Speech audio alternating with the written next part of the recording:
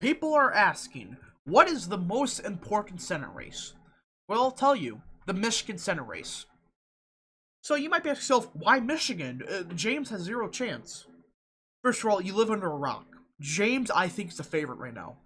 And this Senate race is so big, as if Republicans could flip this Senate race, if James could win, this gives them a Senate majority no matter what. Mathematically speaking, there's not enough flips for Democrats if they lose Michigan. This is a big Senate race. So yes, before we start, hit that like button down below, subscribe, share with your friends, hit that little bell, and yeah, we'll try to hit 6,000 subs for Election Day. I think that's possible.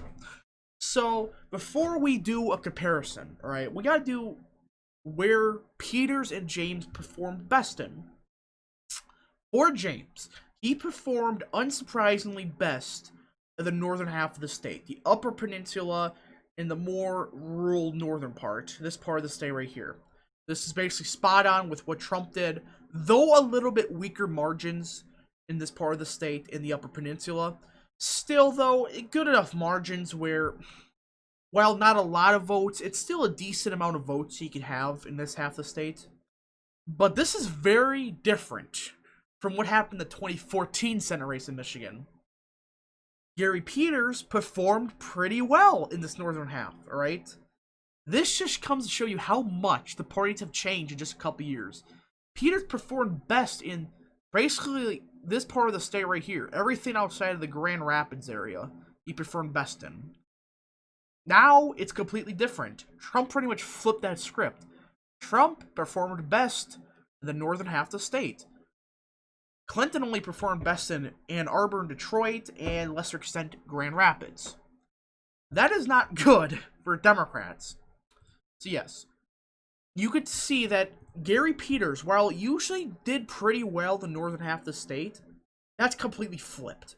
This is where the Republican stronghold is starting to come from.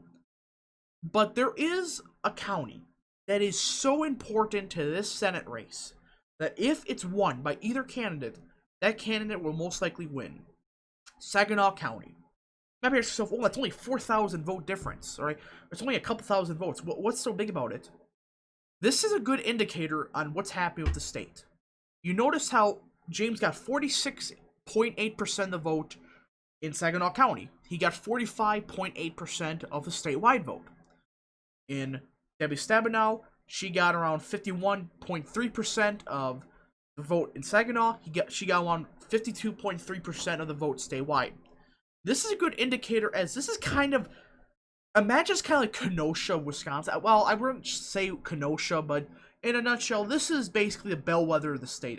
People would say Kent County, but really, no, not enough votes there. Saginaw County indicates the margins in this pocket right here, in the more rural part of the state.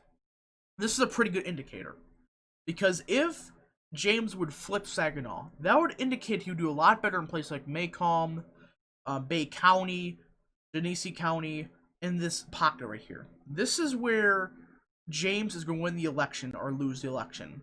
This state, these counties right here, Macomb, St. Clair, Lepre, Bay County, and lesser extent Huron, and everything else. Alright, these are the counties where James needs to win. And if he does win Saginaw County, he's projected to probably flip Macomb, which would be huge. This would indicate that he would be getting borderline Trump margins, right?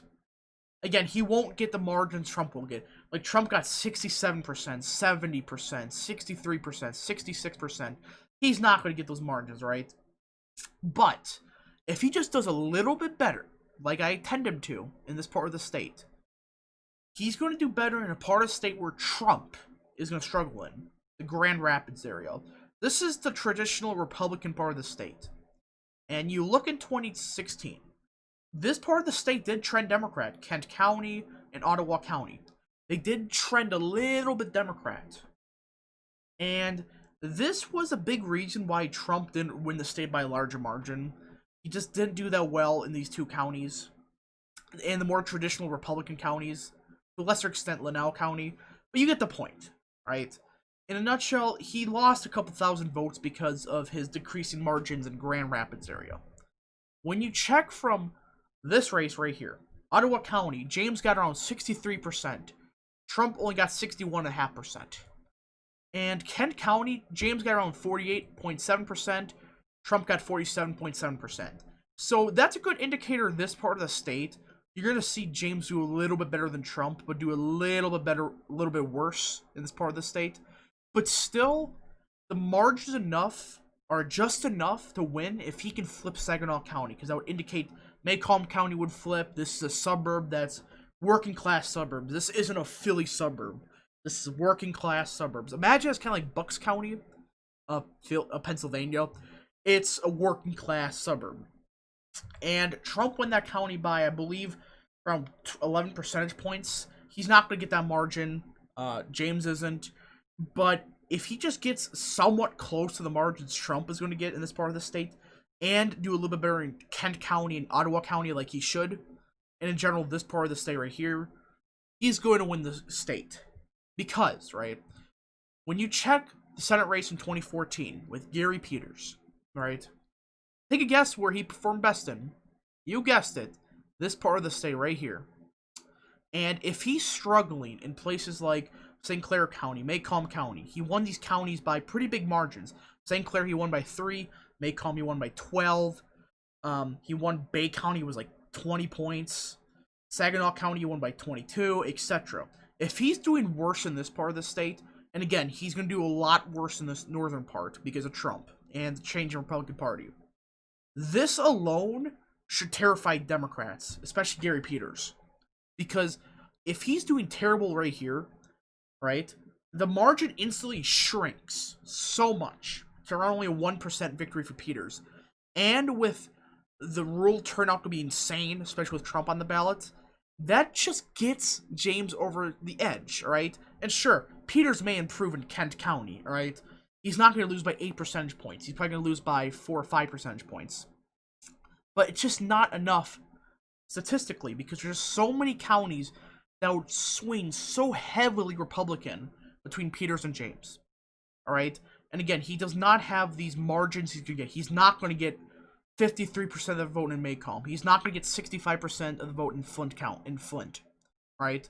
He's not going to get these margins he usually gets. He's not going to get 57% in Bay County. This is where a big chunk of his vote comes from.